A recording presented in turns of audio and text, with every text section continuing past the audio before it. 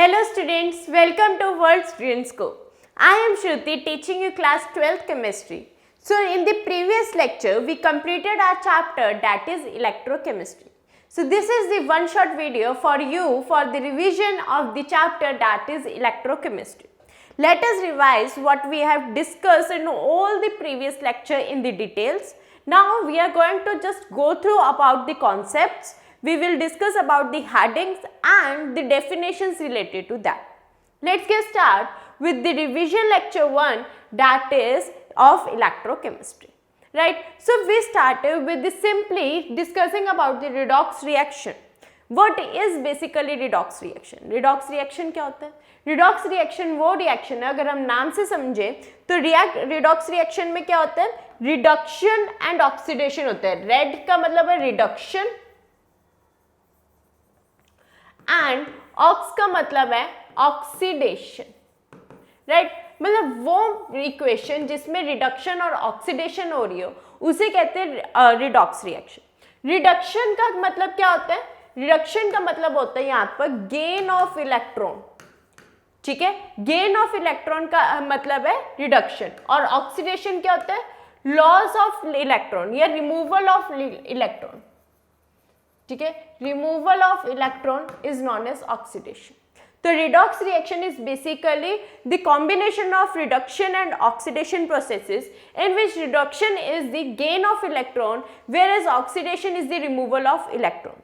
For example, in this method, in this equation, Zn is converted into Zn2 positive, that is, it is getting oxidized, whereas the copper is converting into Cu. It means it gains an electron from the Zn and it converts to be reduction. तो अगर हम यहाँ पर देखें तो यहाँ पर हमारे पास हो रही है रिडक्शन, यहाँ पे हमारे पास हो रही है रिडक्शन और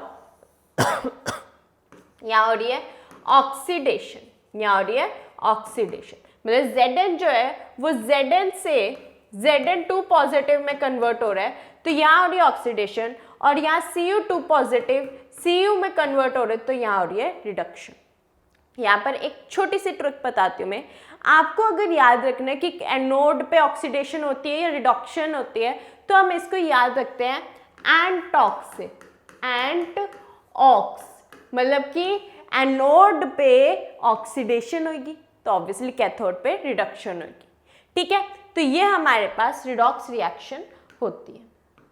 नेक्स्ट इज इलेक्ट्रोकेमिस्ट्री. तो हमने इलेक्ट्रोकेमिस्ट्री पढ़ रहे हैं. इलेक्ट्रोकेमिस्ट्री क्या है? ये साइंस के वो ब्रांच है जिसमें हम इलेक्ट्रिसिटी और केमिकल एनर्जी को कंबाइंड फॉर्म में पढ़ते हैं. इधर it can be chemical energy is converted into electrical energy और electrical energy is converted into the chemical energy. Right, तो ये वो रिएक्शन है, वो केमिस्ट्री है, वो स्टडी है जिसमें हम chemical energy to electrical energy या electrical energy to chemical energy के चेंजेस में बात करते हैं, उसे हम इलेक्ट्रोकेमिस्ट्री कहते हैं. तो basically it is a study of production of electricity from energy release during spontaneous chemical reaction and use of the electrical energy carry out in the non spontaneous chemical reaction.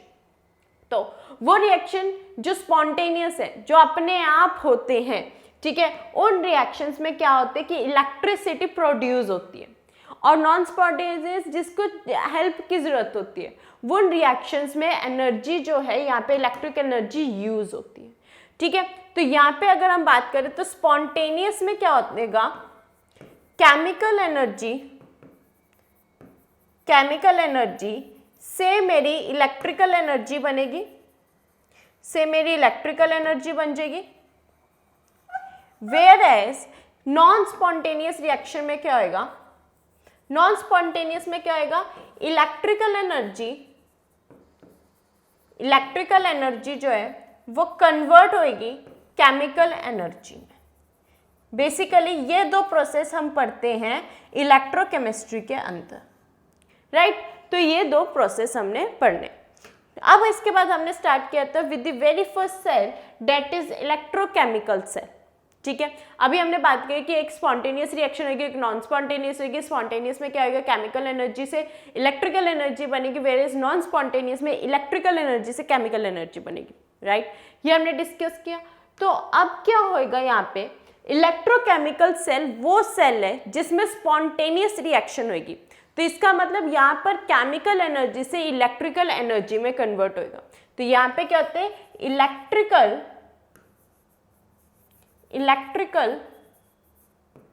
Energy convert होती है,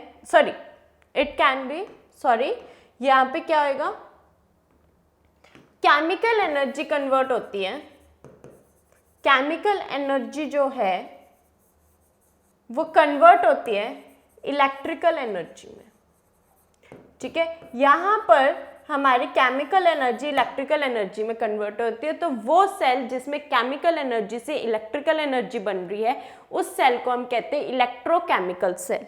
Electrochemical cell is a device in which chemical energy of the redox reaction is converted into electrical energy। chemical energy किसमें convert हो रही है, electrical energy में, वो उसमें हम क्या कहते हैं, electrochemical cell हम कहते हैं। next हमारे पास क्या है, galvanic cell, ठीक है। गैल्वेनिक सेल कौन सा सेल होता है, गैल्वेनिक सेल वो सेल है हमारे पास जहां पर हम, ये एक एग्जाम्पल एक तरीके से इलेक्ट्रोकेमिकल सेल का, ठीक है। गैल्वेनिक सेल में क्या होएगा, एक जगह, ठीक है, एक हम दो सेटअप्स लेंगे, दोनों सेटअप को एक साथ रखेंगे, दोनों में डिफरेंट इलेक्ट्रोड्स प्रोड्यूस करेंगे और उसके वजह से जो रिएक्शन होगी, जो हम देखेंगे कि केमिकल एनर्जी से इलेक्ट्रिकल एनर्जी कन्वर्ट हो रही होगी। So electrochemical cells which convert the chemical energy of a spontaneous redox reaction into electrical energy is called galvanic और voltaic cell, ठीक है। तो ये कौन सा सेल है, वो सेल है जिसमें केमिकल एनर्जी इलेक्ट्रिकल एनर्जी में कन्वर्ट हो रही है, इसे हम galvanic as well as voltaic cell भी कहते हैं, ठीक है। तो इसका एग्जाम्पल हम डिस्कस करते हैं, दैट इज डैनियल सेल, ठीक है। तो बेसिकली कुछ नहीं है, हमने क्या करना है, केमिकल एनर्जी से इलेक्ट्रिसिटी प्रोड्यूस करनी है। तो अगर आप देखो तो यहाँ पर अब हमारे पास दो प्रोसेस होंगे, ठीक है। डैनियल सेल में दो प्रोसेस होते हैं, दो प्रोसेस में क्या होता है, सबसे पहला प्रोसेस होता है जिसमें एनोड पे रिएक्शन होती है। सबसे पहले हमारे पास एक, हमने ये दो सेटअप ले लिए, फॉर एग्जांपल अब आपको क्लियरली दिख रहा होगा, तो क्या है यहाँ पे दो सेटअप है मेरे पास। दो सेटअप कैसे, एक होएगा मतलब कि डैनियल सेल जो है हमारे पास वो Zn एंड कॉपर का मिक्सचर होता है, ये हमने पढ़ा था, ठीक है। Zn और कॉपर का होता है, तो एक साइड हमने जिंक लिया और एक साइड हमने कॉपर सॉल्यूशन लिया, जिंक सल्फेट सॉल्यूशन लिया एक साइड, दूसरी साइड हमने कॉपर सल्फेट सॉल्यूशन लिया। एक साइड जिंक सल्फेट का सॉल्यूशन है तो हमने उसमें जिंक की ही रॉड डाली, और जहाँ पे कॉपर सल्फेट का सॉल्यूशन है वहां मैंने कॉपर की रॉड डाल दी, वहां पे मैंने किसकी रॉड डाली है, कॉपर की रॉड डाली है, ठीक है, डाल दी, और दोनों को एक पोटेंशियल से अटैच कर दिया। एक पोटेंशियल तो लगानी पड़ेगी तभी तो इलेक्ट्रॉन्स फ्लो होंगे, हवा में थोड़ा ना उड़ के जाएंगे, ठीक है। तो क्या आएगा यहाँ पर मेरे पास, क्या दोनों सेटअप लगाए, दोनों में जिस सॉल्यूशन का उसी सॉल्यूशन की इलेक्ट्रोड डाली और उसको एक सेटअप से एक वायर से कनेक्ट कर दिया। अब पहली रिएक्शन क्या होगी, एनोड पे रिएक्शन होगी, और अभी हमने समझा कि एनोड पे क्या होती है, ऑक्सीडेशन होती है। ऑक्सीडेशन क्या है, रिमूवल ऑफ इलेक्ट्रॉन। जब एक एलिमेंट अपने अंदर से इलेक्ट्रॉन को रिमूव करता है उसे हम कहते हैं ऑक्सीडेशन, राइट। तो एनोड पे मेरी ऑक्सीडेशन होगी, तो ये जो जिंक है वो Zn2 पॉजिटिव और 2 इलेक्ट्रॉन देगा।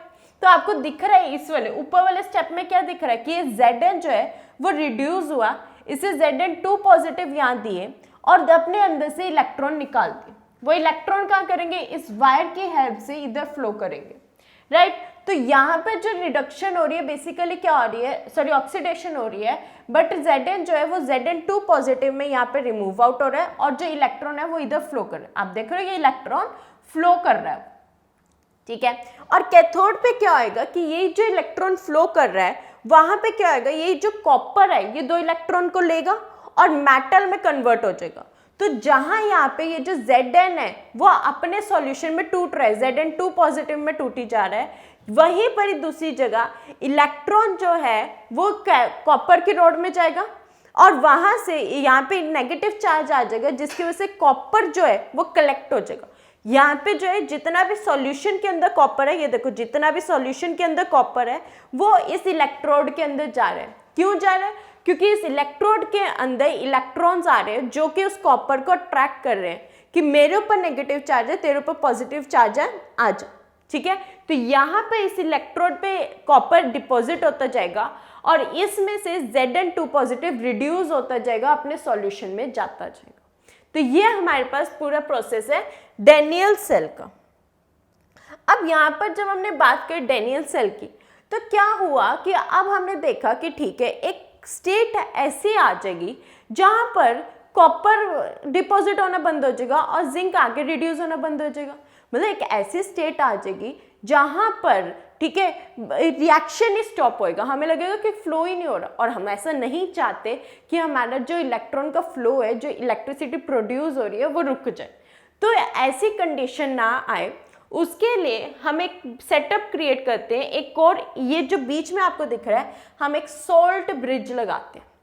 बेसिकली सोल्ट ब्रिज क्या है, इसके अंदर हमारे पास एक सॉल्यूशन प्रेजेंट होते हैं, ठीक है, वीक इलेक्ट्रोलाइट का, जैसे हो गया KCl हो गया, ठीक है, हमारे पास अमोनियम क्लोराइड हो गया, KNO3 हो गया, पोटेशियम नाइट्रेट हो गया, ऐसा। और इसके साथ में एक हम जेल लाइक सब्सटेंस डालते हैं, या फिर वो जेलेटिन होते हैं या अगर अगर होते हैं। तो इससे क्या होएगा कि हमारे पास यहाँ पे सॉल्ट ब्रिज में क्या होएगा कि ये जो मान लो मैंने KCl लिया, तो पोटेशियम के पॉजिटिव और क्लोरीन जो है वो Cl नेगेटिव में कन्वर्ट होएगा। तो यहाँ पर जो ये जिंक है, इसे Zn2 पॉजिटिव, ये 2 इलेक्ट्रॉन यहाँ गए, ठीक है, वो यहाँ पर आ जाएगा। ठीक है, देखो आप प्रॉपर प्रोसेस देखो, तो 2 इलेक्ट्रॉन यहाँ आए, कॉपर जो है वो इसके साथ मिल गया, राइट। अब क्या होएगा, ये जो पोटेशियम यहाँ पे जनरेट किया हमने, KCl डाला, उसके वजह से क्या होएगा, यहाँ पे जो जिंक इसके अंदर गया वो सोल्ट ब्रिज पे कलेक्ट हो जाएगा, क्योंकि वहां पर मेरे पास ये Cl नेगेटिव है, इसके साथ ये रिएक्शन कर लेगा, तो Zn2 पॉजिटिव और Cl के साथ कनेक्शन हो जाएगा। और यहाँ पे जो ये 2 इलेक्ट्रॉन गए, तो वो क्या करेंगे, जो ये कॉपर यहाँ पे जनरेट हो रहा है, ये तो इसके साथ डिपॉजिट हो जाएगा, पीछे जो नेगेटिव चार्ज आएगा वो K पॉजिटिव के साथ रिएक्शन करेगा। तो ये पूरा मैकेनिज्म होता है हमारा सॉल्ट ब्रिज अप्लाई करने के बाद एक डेनियल सेल के अंदर। ठीक है, I hope it is very clear. इस सेटअप से आपको बिल्कुल पिक्चराइज हो रहा है कि क्या चीज़ कहाँ ट्रांसफर हो रही है, कहाँ पे कौन सा प्रोसेस हो रहा है, यहाँ ऑक्सीडेशन हो रही है, यहाँ रिडक्शन हो रही है। ठीक है, इतना मेरे ख्याल से सबको क्रिस्टल क्लियर हो गया होगा बिल्कुल कि क्या एग्जैक्टली फ्लो रहता है। ठीक है, now next is electrode potential. Electrode potential का मतलब क्या है, देखो हमने यहाँ पे जो जनरेट हमने क्या किया था, जिंक की रोड डाली थी और कॉपर की रोड डाली थी, उसको हमने क्या नाम दिया था कि हमने ये इलेक्ट्रोड्स रखे। तो इलेक्ट्रोड के अंदर, अब इस सेल के अंदर अगर देखा जाए तो इस सेल में जब रिएक्शन हो रही है, ठीक है, तो ये मेरा एनोड है, ये मेरा कैथोड है ना, बट यहाँ पे एनोड के पास कौन सा चार्ज आ रहा है, नेगेटिव चार्ज आ रहा है, कैथोड के ऊपर पॉजिटिव चार्ज आ रहा है। चार्जेस डिफरेंट हो गए, कैथोड जो नेगेटिव होता है वो पॉजिटिव पोटेंशियल जनरेट कर रहा है, वेयरएज जो एनोड है वो नेगेटिव होता है, वो क्या है पॉजिटिव होता है, वो नेगेटिव पोटेंशियल जनरेट हो रहा है। तो बेसिकली ये जो पोटेंशियल्स जनरेट हो रहे हैं, जो डिफरेंट चार्जेस उसके ऊपर जनरेट हो रहे हैं, इसी को हम क्या कहते हैं, इलेक्ट्रोड पोटेंशियल कहते हैं। तो इलेक्ट्रोड पोटेंशियल क्या है, जो हमारे इलेक्ट्रोड्स के ऊपर पोटेंशियल जनरेट हुआ है, नेगेटिव चार्ज अलग से जनरेट हुआ है, पॉजिटिव चार्ज जो अलग से जनरेट हुआ है, उसे हम इलेक्ट्रोड पोटेंशियल कहते हैं। जैसे कि डेनियल सेल के अंदर कैथोड नेगेटिव होने के बावजूद भी उसके ऊपर क्या है, कॉपर आके डिपॉजिट हो रहे हैं, जिसके वजह से वो पॉजिटिविटी पॉजिटिव पोटेंशियल की तरफ शिफ्ट हो रहे हैं। वेयरएज एनोड जो कि जिंक जो कि ऑलरेडी पॉजिटिव है, लेकिन उधर से क्या जिंक रिड्यूस हो रहा है, Zn2 पॉजिटिव सॉल्यूशन में जा रहा है और 2 इलेक्ट्रॉन फ्लो करके कहीं और जा रहे हैं, तो वो रिड्यूस हो रहे हैं। ठीक है, रिड्यूसिंग एजेंट बन रहे हैं, तो उसके वजह से उसके ऊपर नेगेटिव पोटेंशियल जनरेट हो जाएगा। तो ये जो पोटेंशियल अलग से जनरेट हुए हैं, इसी को ही हम इलेक्ट्रोड पोटेंशियल कहते हैं। Now cell potential, electrode potential क्या हो गया, इलेक्ट्रोड के ऊपर पोटेंशियल जनरेट होगा, लेकिन पूरा जो सेटअप हुआ मेरे पास, जो ये दोनों हाफ सेल थे, इनके ऊपर भी तो कोई पोटेंशियल आएगा, इनके अंदर भी तो चार्जेस जनरेट होंगे, और उसको हम क्या कहते हैं, सेल पोटेंशियल। तो दोनों के पोटेंशियल डिफरेंट, जो मतलब कैथोड पे जो रिएक्शन हुई है और जो एनोड पे जो रिएक्शन हुई है, दोनों के जब हम डिफरेंस की बात करते हैं, उसको हम कहते हैं सेल पोटेंशियल। मतलब E naught cathode minus E naught anode is equals to E naught cell. We are not represent the perfect standardised values. अगर मेरे पास यहाँ पर नोट लगा हुआ है, अगर मेरे पास ये नोट लगा हुआ है, तो हम क्या बोल रहे हैं, स्टैंडर्ड वैल्यू की बात कर रहे हैं, हम स्टैंडर्ड वैल्यूज की बात कर रहे हैं। वेयर एज अगर मैं सिर्फ लिख दूं ई सेल, तो यहाँ पे मैं सिर्फ ईएमएफ की बात करूं, ठीक है, यहाँ पे मैं स्टैंडर्डाइज वैल्यूज की बात नहीं कर रही हूँ, जो मेरे पास नॉर्मल कंडीशंस है उसकी बात कर रही हूँ। अगर ये मेरे पास ई नोट लगा हुआ है, ठीक है, तो मैं स्टैंडर्डाइज कंडीशन की बात करूँ, और ये स्टैंडर्डाइज कंडीशन क्या है, 293 kelvin temperature when atmospheric pressure. तो ये हमारी स्टैंडर्डाइज कंडीशन है, और जब हमारी मोलैरिटी भी सॉल्यूशन की 1 मोलर होगी तो मैं ई नोट की बात करूंगी। लेकिन जब मेरे पास ऐसे कोई कंडीशन नहीं है, जो मेरे पास अभी वैल्यूज प्रेजेंट है उसी से ही मैं डील कर रही हूँ, तो वहाँ पे मैं ई सेल की बात करूंगी, ई नोट की बात नहीं करूंगी। तो सेल पोटेंशियल निकालने का फॉर्मूला क्या है, ई नोट कैथोड माइनस ई नोट एनोड, राइट। तो अब हम देखेंगे कि हम एक सेल को रिप्रेजेंट कैसे करते हैं। हम हर बारी सेटअप बना के तो बात कर नहीं सकते, तो हर बारी हम क्या करते हैं, सेल को रिप्रेजेंट करने में हेल्प करते हैं। हम सोचते हैं कि सेल को हम ऐसे ही रिप्रेजेंट करें। सो बेसिकली क्या करते हैं, while representing the galvanic cell the anode is written on the left and cathode is written on the right। हमेशा जब भी हम एक सेल सेटअप करेंगे तो क्या होएगा, उसमें हम हमेशा एनोड को लेफ्ट में लेते हैं और कैथोड को हमेशा राइट में लिखते हैं, जिसके वजह से हम इसको कई बार ऐसे भी लिख देते हैं ई राइट माइनस ई लेफ्ट, क्योंकि हमेशा राइट में कैथोड है, लेफ्ट में हमेशा एनोड है, तो ई राइट माइनस ई लेफ्ट भी मैं इसे लिख सकती हूँ। अब मैं क्या करूँगी, अब जब मेरे को उसको रिप्रेजेंट करना होगा तो क्या करेंगे, हम एनोड वाली रिएक्शन लिखेंगे, एनोड वाली रिएक्शन लिखेंगे, बीच में सोल्ट ब्रिज के अप्लाई करेंगे, एंड देन कैथोड वाली रिएक्शन लिखेंगे, एंड देन कैथोड वाली रिएक्शन लिखेंगे। और हमेशा इसको लिखने का तरीका क्या होगा, रिड्यूसिंग फॉर्म में होगा, रिडक्शन के फॉर्म में होगा। मतलब जैसे Zn जो है वो Zn2 पॉजिटिव बना रहा है, राइट। तो मैं इसको ऐसे नहीं लिखूंगी Zn2 पॉजिटिव, ये नहीं लिखूंगी। मैं कैसे लिखूंगी, Zn2 positive, Zn then salt bridge, and then cathode पे क्या रिएक्शन हुई थी, Cu2 पॉजिटिव, किस में कन्वर्ट हुआ था, Cu में। तो ये मेरे पास मेथड होता है एक सेल को रिप्रेजेंट करने का, राइट। तो इसको एक और बारी हम डिटेल में देखते हैं। क्या है स्टेप, सबसे पहले हम लिखेंगे अपनी रिएक्शन। फॉर एग्जांपल मेरा कॉपर और सिल्वर के टर्म्स में रिएक्शन है, ठीक है। यहाँ पर Ag पॉजिटिव है एंड कॉपर है, तो यहाँ पे क्या है, कॉपर जो है वो क्या कर रहा है, ऑक्सीडेशन परफॉर्म कर रहा है। क्यों ऑक्सीडेशन परफॉर्म कर रहा है, क्योंकि कॉपर जो है अपने इलेक्ट्रॉन्स को रिमूव कर रहा है। वेयर जो Ag है ये यही इलेक्ट्रॉन्स को लेके, ठीक है, एक मेटल बन रहा है, तो ये क्या बन रहा है, रिडक्शन कर रहा है, ठीक है। ऑक्सीडेशन रिडक्शन होगी। अब मुझे पता है ऑक्सीडेशन क्या होती है, एनोड पे, रिडक्शन क्या होती है, कैथोड पे। तो मुझे रिएक्शंस भी पता लगी कि एनोड और कैथोड पे क्या होना है। तो कैथोड पे क्या हुआ कि Ag जो है, Ag पॉजिटिव है, जो 2 इलेक्ट्रॉन यहाँ पे कॉपर जो दे रहा है, वो कॉपर के 2 इलेक्ट्रॉन लेके Ag बन रहा है, और जो मेरे पास ऑक्सीडेशन हो रही है, ठीक है, उसमें क्या हो रहा है कि कॉपर 2 इलेक्ट्रॉन दे रहा है अपने और Cu2 पॉजिटिव में कन्वर्ट हो रहा है। इतना क्लियर हो गया। तो अगर मेरे को सेल में रिप्रेजेंट करना होगा तो मैं कैसे लिखूंगी, एनोड इस तरफ, बीच में salt bridge, and then cathode, ठीक है। एनोड पे देखो कौन सी रिएक्शन हुई है मेरे पास, ये वाली हुई है, तो Cu2 positive, then vertical line, then Cu, salt bridge का सिंबल लगाएंगे, Ag positive and oblique Ag। ये मेरे पास पूरा मेथड होगा सेल को रिप्रेजेंट करने का, ठीक है। तो सेल को कैसे हम रिप्रेजेंट करेंगे, रिप्रेजेंटेशन कैसी रहेगी कि मेरे पास एनोड पे क्या हुई, फिर कैथोड पे क्या हुई, ये रिएक्शंस रहेंगी। तो अगर मेरे को इसकी ईएमएफ निकालना है, तो ईएमएफ निकालने का क्या मेथड होता है, E cell is equals to E cathode minus E anode, और you can say E right minus E left. तो ये मेरे पास रिएक्शन है, तो इसकी भी रिएक्शन क्या होगी, कैथोड पे कौन सी रिएक्शन हुई थी, Ag वाली रिएक्शन हुई थी, तो Ag वाली रिएक्शन यहाँ लिखी, ठीक है।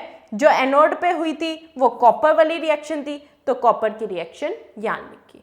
तो आई होप ये भी आपको क्लियर हो गया होगा कि कैसे हमने लिखना है, ठीक है। हमेशा हमने रिडक्शन के फॉर्म में लिखना है। तो आप देख रहे हो पहले रिड्यूसिंग एजेंट लिखा हुआ है, फिर उसके बाद हमारे पास यहाँ पे वैल्यू दी हुई है, ठीक है, यहाँ पे भी पहले रिड्यूसिंग एजेंट लिखा हुआ है, फिर हमने वैल्यू लिखी।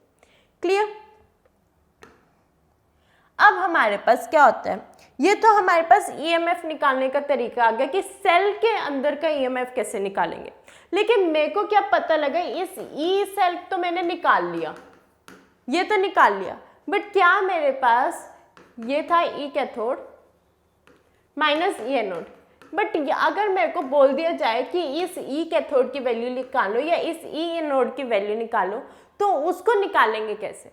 तो उसको निकालने का हमारे पास तरीका होता है स्टैंडर्ड हाइड्रोजन इलेक्ट्रोड पोटेंशियल।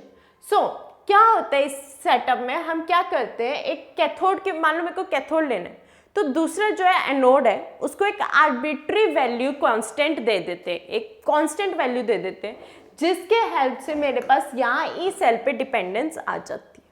तो कहने का मतलब क्या है कि अगर मेरे को हाफ सेल पोटेंशियल को मेजर करना है, तो मैं दूसरे वाले पार्ट को, एनोड वाले पार्ट को, ठीक है, क्या करूँगी, एक आर्बिट्री वैल्यू दे दूंगी, एक जीरो से इक्वेट कर दूंगी, और उस प्रोसेस को हम कहते हैं she. She is standard hydrogen electrode potential. Clear? तो क्या अभी हम इसको डिटेल में समझते हैं कि होता क्या एक्चुअली, कि शी के अंदर हम क्या करेंगे, हाइड्रोजन को लेते हैं, ठीक है, मान लो मेरे को कैथोड की वैल्यू निकालनी है, तो मैं एज एन एनोड हाइड्रोजन लूंगी। अगर एनोड की वैल्यू निकालनी है तो हाइड्रोजन को एज ए कैथोड यूज करूंगी। ठीक है, तो हाइड्रोजन जो है ना वो दोनों वे से रिएक्ट करता है, दोनों ही वे में परफॉर्म करता है, as an anode as well as cathode. अब देखो, अगर मैं रिएक्शन लिखूं तो रिएक्शन क्या बनती है इसकी, हाइड्रोजन की अगर मैं रिएक्शन लिखना चाहूं तो क्या एक तो बनेगी, या फिर ये एक इलेक्ट्रॉन लेगा किसी से, ठीक है, यह इलेक्ट्रॉन लेगा और H2 गैस में कन्वर्ट होगा। अब देखो हाइड्रोजन जो है ना वो डायटोमिक गैस है, तो ऑब्वियसली ये हमेशा दो में ही रहेगा, एक में नहीं रहेगा, इसलिए इसको हमने अगर एक में रिप्रेजेंट करें तो आगे हाफ लगा देते हैं। ठीक है, मतलब H2 का हाफ, सिंगल H नेसेंट आ गया। क्लियर? तो बेसिकली यहाँ पे अगर कैथोड रिडक्शन परफॉर्म कर रहा है, रिडक्शन में क्या आ रहा है, गेन ऑफ इलेक्ट्रॉन, तो अगर इसने एक इलेक्ट्रॉन लिया तो H2 गैस में कन्वर्ट होगा।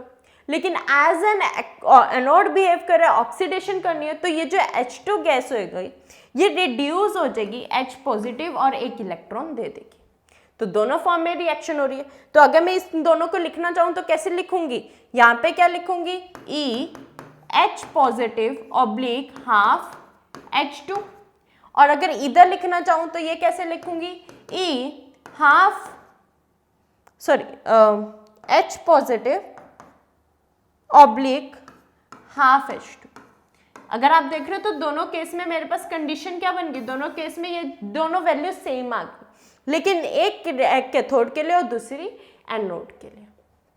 क्लियर? अब जब हमने इनकी स्टैंडर्डाइज वैल्यू भी निकाली, जब मैंने सोचा कि इसकी स्टैंडर्डाइज वैल्यू निकाल के देखती हूँ, जो ये मेरे पास H2 आया, H+ आया, इसकी स्टैंडर्डाइज वैल्यू निकाल के देखती हूँ, तो ये हमेशा ही जीरो आई। किसी भी कंडीशन पे ले लो, चाहे वो नोट स्टैंडर्डाइज कंडीशन पे ले लो, चाहे इस टाइम स्पेसिफिक कंडीशन ना लगा के भी देखो, तो भी इसकी वैल्यू हमेशा जीरो ही आएगी। क्लियर? तो अगर मेरे पास इसकी वैल्यू जीरो आ रही है, फॉर एग्जाम्पल यहाँ पर एज ए कैथोड मेरा ये है, फॉर एग्जाम्पल ये, तो ई नोट सेल क्या होता है, ई नोट सेल क्या होता है, ई cathode minus E anode, right, ये होता है। तो अगर मेरे को एनोड की वैल्यू निकालनी है, कैथोड मेरा क्या हो गया, जीरो, तो माइनस ई एनोड रह गया, तो मतलब कि ई नोट सेल के नेगेटिव वैल्यू होगी ई एनोड की, है ना, ई एनोड निकालना है तो negative of E naught cell हो जाएगा। सिमिलरली अगर कैथोड निकालना है तो वो positive of E naught cell हो जाएगा। क्लियर? तो ये मेरे पास तरीका होता है ई कैथोड और ई एनोड को निकालने का। अब शी की सेटअप देखी जाए तो शी के सेटअप में हम क्या करते हैं, एक प्लैटिनम की इलेक्ट्रोड लेते हैं। प्लैटिनम ही क्यों लेते हैं, क्योंकि platinum is a good absorber, evenly good नहीं, बेस्ट एब्जॉर्बर ऑफ हाइड्रोजन। तो क्या करते हैं हम, ऊपर इस पार्ट से हम हाइड्रोजन को देते रहते हैं, और नीचे से क्या होता है, हाइड्रोजन रिमूव आउट होती है और प्योर फॉर्म में रिमूव आउट होती है। सॉल्यूशन वाले चैप्टर पे वापस जाते हैं, तो सॉल्यूशन में हमने डिस्कस किया था कि अगर हम एक्सेस में कोई चीज डालते रहे ऊपर से, ठीक है, तो क्या होता है, नया बॉन्ड बनता जाता है, पुराना बॉन्ड टूटता जाता है, और यहाँ पे भी कुछ वैसा ही हो रहा है कि प्लैटिनम जो है वो हाइड्रोजन के साथ रिएक्ट करके नया बॉन्ड तो बनाएगी, लेकिन पुराना बॉन्ड नीचे से तोड़ती जाएगी और हाइड्रोजन को लिबरेट आउट करेगी। आपको दिख रहा है ये बबल अप फॉर्म है, तो ये बबल अप फॉर्म बेसिकली क्या है, हाइड्रोजन लिबरेट हो रही है प्योर फॉर्म में, राइट। तो शी का कॉन्सेप्ट क्या है यहाँ पे, she consist of a platinum electrode. She के अंदर जब हम इसकी कंसिस्टेंट बनाते हैं, इसका सेटअप क्रिएट करते हैं, तो शी में हम प्लैटिनम के इलेक्ट्रोड लगाते हैं, क्योंकि प्लैटिनम की प्रॉपर्टी है हाइड्रोजन को एब्जॉर्ब करने की। फिर उसको हम 1 मोलर H पॉजिटिव आयन में प्रोड्यूस करते हैं। अब देखो H पॉजिटिव जो प्रोड्यूस करता है वो बेस्ट कौन है, HCl है। वाटर के बाद अगर कोई H positive ion best form में रिड्यूस होता है तो वो HCl है। तो हम 1 मोलर H से सॉल्यूशन लेते हैं जिसमें मेरे पास H पॉजिटिव आयंस आ जाए, ठीक है, और वहां से प्योर H2 गैस जो है वो लिबरेट होती है, बबल फॉर्म में निकलती है एक बार प्रेशर के ऊपर। सो यहाँ पर क्या है, कंसेंट्रेशन रिडक्शन और ऑक्सीडेशन दोनों ही मेंटेन रहती है, क्योंकि ऊपर से नया बॉन्ड बनता जा रहा है, नीचे से पुराना बॉन्ड टूटता जा रहा है, जिस वजह से कंसेंट्रेशन जो है वो मेरी मेंटेन रहती है और वो यूनिटी रहती है। वो क्या रहती है, यूनिटी रहती है, दैट इज 1 के इक्वल रहती है। अब देखो हमेशा स्टैंडर्ड कंडीशन रखना तो मुश्किल है, हमेशा हम ये नहीं बोल सकते कि हम स्टैंडर्डाइज कंडीशन पे ही बात करेंगे। तो जब ऐसी कंडीशन आ जाए जब हम स्टैंडर्डाइज कंडीशन की बात ना कर सके, वहां पर हम यूज करते हैं नर्स्ट इक्वेशन का। नर्स्ट एक साइंटिस्ट थे, उन्होंने अपने नाम के अकॉर्डिंग इसका इक्वेशन का नाम डाल दिया, दैट इज नर्स्ट इक्वेशन। तो नर्स्ट इक्वेशन जो है वो एक रिलेशन है टेम्परेचर, पोटेंशियल, इलेक्ट्रोपोटेंशियल और कंसंट्रेशन के बीच में, ठीक है। इलेक्ट्रोपोटेंशियल, टेम्परेचर एंड कंसंट्रेशन बीच के क्योंकि रिलेशन है, क्योंकि हमारी डिपेंडेंस जो है वो इन्हीं 3 पे होती है। स्टैंडर्ड वैल्यू में जब हमने बात करी थी तो हमने इन्हीं 3 की ही बात करी थी कि टेम्परेचर 293 केल्विन होना चाहिए, कंसंट्रेशन 1 मोलर होना चाहिए और इलेक्ट्रोड पोटेंशियल कांस्टेंट होना चाहिए। अगर मेरे को यही चीज़ें, अगर मेरे को एक स्पेसिफिक कंडीशन ना दी जाए और अगर मेरे को अब बोल दिया जाए कि तुम इसी टाइम पे बैठ के रिएक्शन करो, तो क्या मेरे पास स्टैंडर्ड कंडीशंस हैं? नहीं है। तो स्टैंडर्ड कंडीशन नहीं है तो एक रिलेशन हमें नर्स ने दिया था इन्हीं 3 फॉर्म के बीच में, जो कि हमें हेल्प करती है विदाउट स्टैंडर्डाइज कंडीशन को रखे बिना भी हम एक अपना एक्सपेरिमेंट की परफेक्ट वैल्यूज निकाल सकते हैं, और उस इक्वेशन को हम क्या कहते हैं, नर्स्ट इक्वेशन कहते हैं। सो नर्स्ट इक्वेशन क्या है हमारे पास, according to the Nernst equation सबसे पहले हम क्या करते हैं कि इलेक्ट्रोपोटेंशियल की इक्वेशन लिख देते हैं। ऑब्वियसली हम यहाँ पे ऑक्सीडेशन रिड्यूसिंग स्टेट में ही बात करते हैं, तो रिडक्शन वाली रिएक्शन लिखेंगे कि कुछ मेटल M है, उसने N इलेक्ट्रॉन लिए, ठीक है, और मेटल में कन्वर्ट हो गया।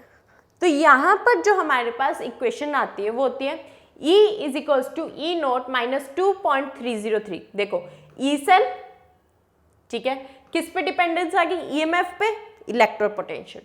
2.303 RTNF।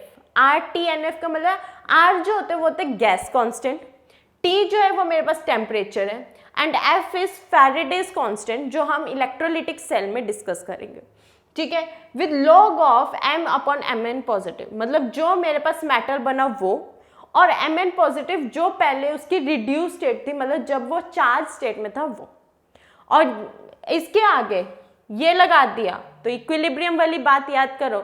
जैसे ही हम क्रॉस ब्रैकेट्स या फिर ये हम बिग ब्रैकेट्स लगा देते हैं तो इसको हम क्या कहते हैं, इसकी कंसंट्रेशन कहते हैं, मतलब मोलैरिटी कहते हैं। तो यहाँ पर ये जो है मोलैरिटी रिप्रेजेंट करिए, ठीक है। और लॉगरिथम वाले लेक्चर में हमने डिस्कस किया था कि लॉग को, ln को, अगर मेरे को नेचुरल लॉग को log 10 में कन्वर्ट करना है तो मैं किससे मल्टीप्लाई करूंगी, 2.303 से। तो आई होप आपको सब कुछ समझ में आ गया कि कहाँ से क्या इक्वेशन आई। E सेल जो है वो E naught cell minus 2.303, then gas constant into temperature divided by number of electrons used और शेयर्ड, ठीक है, यहाँ पे जो ये नंबर ऑफ इलेक्ट्रॉन है वो, into Faraday's constant into log of concentration of M जो मेटल बना वो, and divided by with the concentration of Mn positive जो था वो, ठीक है। अगर मैं यहाँ पर स्टैंडर्ड वैल्यूज प्रोड्यूस कर दूं कि मेरी मान लो मोलैरिटी जो है वो एग्जैक्टली 1 मोलर सॉल्यूशन है, तो ऑब्वियसली जो ये कंपाउंड 1 है ये 1 मोलर है, और अगर ये 1 मोलर है तो मैं इसकी कंसंट्रेशन सीधा 1 लिख सकती हूँ। तो इसलिए इसी का रिड्यूस फॉर्म लिखा हुआ है E is equals to E naught cell minus 2.303 RT by NF log of 1 by Mn positive, right. अब मेरे पास कुछ वैल्यूज, फॉर एग्जाम्पल अब मेरे पास स्टैंडर्ड कंडीशन ही ले ली, सपोज क्या, चलो यहाँ पे भी स्टैंडर्ड कंडीशन ले ली, तो R की वैल्यू 8.314 है, टेम्परेचर क्या है 298 केल्विन, एंड फैराडेज कांस्टेंट होता है 96500, ठीक है, हमारे पास कूलम्स। तो ये जैसे ही वैल्यूज पुट करी तो इसकी वैल्यू रिड्यूस होके हमारे पास सिर्फ रह जाती है 0.0591 divided by number of electrons used और shared into log of 1/Mn positive. So this is the method और these are the formulas for the Nernst equation, और इसकी डेरिवेशन हम आई थिंक पार्ट 3 या 4 में कर चुके डिटेल में, ठीक है। तो यहाँ पर हम सिर्फ रिवाइज करें कि एक्चुअली इसकी इक्वेशन क्या होती है और इक्वेशन आई कहाँ से, क्लियर। नेक्स्ट इज कि अब हम क्या बात करेंगे, कंडक्टिविटी और रेजिस्टिविटी की बात करेंगे। तो कंडक्टिविटी और रेजिस्टिविटी को पढ़ने से पहले हमें ये तो पता होना चाहिए कौन से मटेरियल कैसे बिहेव करेंगे। तो वो मटेरियल जो अपने अंदर से करंट को पास करने देते हैं, that is good conductor of heat and electricity होते हैं, उसे हम कहते हैं कंडक्टर्स। वेयर एज वो मटेरियल जो अपने अंदर से हीट और इलेक्ट्रिसिटी को पास नहीं होने देते, जो बिल्कुल अलाउ नहीं करते कि मेरे अंदर से पास हो, मतलब इलेक्ट्रॉन को फ्लो ही नहीं करने देते, रिस्ट्रिक्ट करते हैं, उन्हें हम कहते हैं इंसुलेटर्स, ठीक है। तो रेजिस्टिविटी क्या होती है, resistivity is basically an hindrance. तो ये एक तरीके का इंसुलेटर का फैक्टर है क्या, क्योंकि ये क्या इलेक्ट्रॉन को फ्लो नहीं करने देना चाहता, ये क्या चाहते हैं कि रुक जा, कुछ ना हो, ठीक है, एक स्टेबिलिटी मेंटेन हो जाए, ठीक है। तो ये हिंड्रेंस है जो कि इलेक्ट्रॉन को फ्लो नहीं करने देगा। तो जिसकी रेजिस्टिविटी हाई उसका वो उतना अच्छा इंसुलेटर, जिसकी रेजिस्टिविटी कम वो उतना ही पुअर कंडक्टर, क्योंकि रेजिस्टिविटी क्या है, रोकती है इलेक्ट्रॉन के फ्लो, ठीक है। So it is defined as the hindrance provided by the conductor in the passage of current. तो अगर कोई करंट पास कर रहा है उसके पैसेज में जो हिंड्रेंस प्रोड्यूस होती है उसे हम क्या कहते हैं, रेजिस्टिविटी कहते हैं। तो a substance which offers greater resistance will allow less electricity to flow through it. तो जिसकी रेजिस्टिविटी ज़्यादा होगी उसके अंदर करंट कम जाएगा, करंट या इलेक्ट्रिसिटी कम जाएगा तो वो उतना अच्छा इंसुलेटर होगा। और इसकी एसआई यूनिट होती है ओम। इसकी एसआई यूनिट क्या होती है हमारे पास, इसको हम मेजर करते हैं ओम में मेजर करते हैं, ठीक है। Now the electrical resistivity R of any subject is directly proportional to the length and inversely proportional to the area of cross section. कहने का मतलब क्या है, अगर मान लो ये मेरे पास कोई मेटेलिक कोई कंडक्टर है, ठीक है, तो इसका एरिया ऑफ क्रॉस सेक्शन क्या है ए, और इसका लेंथ क्या है एल। तो कहने का मतलब क्या है कि ये रेजिस्टिविटी जो होती है वो डायरेक्टली प्रोपोर्शनल होती है लेंथ के और इनवर्सली प्रोपोर्शनल होती है इस एरिया के, राइट। तो क्या कहना चाहता है कि ये जो रेजिस्टिविटी है वो डायरेक्टली प्रोपोर्शनल लेंथ के, इनवर्सली प्रोपोर्शनल है ए के। अब क्या है, हम कोई भी चीज़ प्रोपोर्शनैलिटी में तो छोड़ते नहीं है, तो प्रोपोर्शनैलिटी को रिमूव करने के लिए यहाँ पर हम एक कांस्टेंट लगाते हैं, दैट इज रो, ठीक है, ग्रीक का अल्फाबेट है रो, ठीक है, रो एल बाय ए, जिसे हम क्या कहते हैं, हम कहते हैं रेजिस्टिविटी, उसे हम कहते हैं रेजिस्टेंस, इसे हम कहते हैं रेजिस्टिविटी, ठीक है। तो ये रो क्या रिप्रेजेंट करती है, रेजिस्टिविटी रिप्रेजेंट करती है। सो रेजिस्टिविटी को डिफाइन करना हो तो हम क्या बोलेंगे, जब 1 मीटर लेंथ में 1 मीटर लेंथ और 1 मीटर स्क्वायर का क्रॉस सेक्शन एरिया होगा तो वहां पर जो रेजिस्टेंस होगी वो 1 रेजिस्टिविटी के बराबर होगी, और इसकी ऐसा यूनिट होती है ओम मीटर्स। ओम मीटर्स कैसे आएगा, देखो R into A divided by L is equals to resistivity. R resistance किस में होती है, ओम में होती है, एरिया किस में होता है, मीटर स्क्वायर में होता है, और लेंथ किस में होती है, मीटर में होती है। 1 मीटर से ये मीटर कैंसिल, तो रो मीटर, इसकी क्या आ गई हमारे पास एसआई यूनिट आ गई, क्लियर। तो रो मीटर्स इसकी होती है एसआई यूनिट। नेक्स्ट आएगा इसी का ही उल्टा कंडक्टिविटी। कंडक्टिविटी क्या क्या होगी कि जो इलेक्ट्रोड या जो हमारा मटेरियल अपने अंदर से मैक्सिमम करंट को फ्लो करने देगा उसे हम उसकी कंडक्टिविटी कहेंगे या कंडक्टेंस कहेंगे, ठीक है। तो वो मटेरियल जो अपने अंदर से बहुत ज़्यादा करंट फ्लो करने का देगा या बहुत ही ज़्यादा इलेक्ट्रॉन फ्लो करने देगा, उसे हम कहते हैं कंडक्टिविटी, ठीक है। तो मान लो यहाँ पर हमारे पास कंडक्टिविटी के लिए एक प्लैटिनम इलेक्ट्रोड है जिसे हमने कोटेड विद प्लैटिनम ब्लैक से हमने कोट कर दिया, ठीक है। अब ये सपोज कि ये मेरे पास है, ये सेटअप है, ये मेरे पास इलेक्ट्रोड है जिसको मैंने प्लैटिनम ब्लैक से कोट कर दिया। अब सपोज किया इसका एरिया ऑफ क्रॉस सेक्शन जो है वो A है और इसकी लेंथ जो है वो L, ठीक है। अगर area of cross section A है और लेंथ L है तो क्या होगा यहाँ पे, ठीक है, रेजिस्टिविटी हमारे पास किसके बराबर होती है, रो L बाय A के। तो रो को हम लिखते हैं 1 अपॉन कापा, 1 अपॉन कापा लिखते हैं, ये हमारे पास क्या है, कापा है। तो कंडक्टेंस जो है वो, जो कंडक्टिविटी है वो उल्टी है रेजिस्टिविटी के। तो 1 अपॉन जो हमारे पास 1 अपॉन कापा होता है वो किसके बराबर होता है, रो के बराबर होता है, रो इज इक्वल्स टू 1 अपॉन कापा। और यहीं से हमारे पास कंडक्टिविटी की वैल्यू आ जाती है जिसे L बाय A को हम सेल कांस्टेंट कहते हैं और कंडक्टिविटी को हम G स्टार से डोनेट करते हैं। तो G star is equals to L बाय A रेजिस्टेंस इनटू कापा, ठीक है, क्योंकि हम इसको सेल कांस्टेंट कह रहे हैं। तो L बाय A को हम क्या लिख सकते हैं, R इंटू कापा, ठीक है। तो सेल कांस्टेंट G स्टार को हम रिप्रेजेंट करते हैं मीटर इनवर्स में, हम इसको किस में कैलकुलेट करते हैं, मीटर इनवर्स में कैलकुलेट करते हैं। तो ये हमारे पास आ गई है कंडक्टिविटी, क्लियर। यहाँ पर आज हमारा कंप्लीट हो गया। इस रिवीजन लेक्चर में हमने इलेक्ट्रोकेमिकल सेल को कंप्लीट कर लिया। नेक्स्ट लेक्चर में, नेक्स्ट रिवीजन लेक्चर में हम बेसिक ऑफ कोलरॉश लॉ और उसी इलेक्ट्रोलिटिक सेल की बात करेंगे, राइट। तो नेक्स्ट रिवीजन लेक्चर में हमारे पास ये पूरा चैप्टर कंप्लीट हो जाएगा एंड एमसीक्यूज हम साइड बाय साइड कर रहे हैं। So thank you students, we'll meet you in the next lecture. Thank you from the World Students Co.